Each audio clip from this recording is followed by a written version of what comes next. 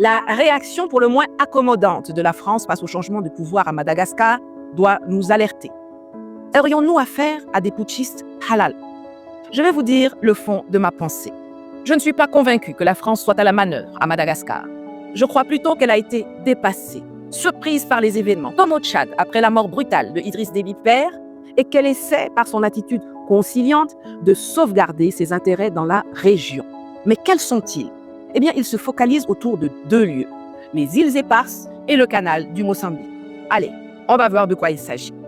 Les îles Éparses sont 5 territoires de l'océan Indien, les glorieuses Ruan de Nova, Europa, Bassas da India et Tromlin, qui ont été occupés par la France à la fin du 19e siècle et administrativement intégrés à Madagascar pendant la colonisation. Mais lorsque Madagascar accède à l'indépendance en 1960, Paris conserve ces îlots sous sa souveraineté, en violation du principe de lutis posseditis iuris, qui voulait que les frontières héritées de la colonisation soient maintenues au moment de la décolonisation.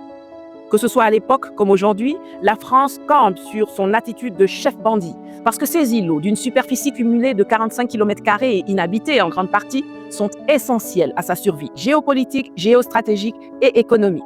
Je vous explique.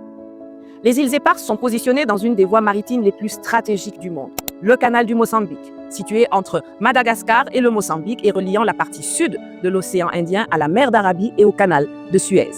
Dans une précédente vidéo qui s'est avérée être prophétique, comme souvent, et qui s'affiche quelque part à l'écran, je vous parlais de l'importance stratégique pour les États-Unis d'un autre canal, celui du Panama. Eh bien, celui du Mozambique est tout aussi précieux pour la France. En effet, en maintenant sa colonisation sur les îles Éparses, la France dispose de bases avancées pour la surveillance maritime et de points d'appui militaires sur une route commerciale cruciale pour l'approvisionnement énergétique et industriel du monde. Ce sont en effet 30% du trafic mondial tanker des hydrocarbures en provenance du Moyen-Orient vers l'Europe, l'Amérique et l'Asie qui passent par le canal du Mozambique. Donc, du pétrole brut, des produits pétroliers raffinés, du gaz naturel liquéfié et du GPL. Et ça, c'est sans compter les 31% de volumes mondiaux de transport de charbon et minerais comme le fer, le cuivre, le cobalt, la bauxite, en provenance d'Afrique vers l'Asie.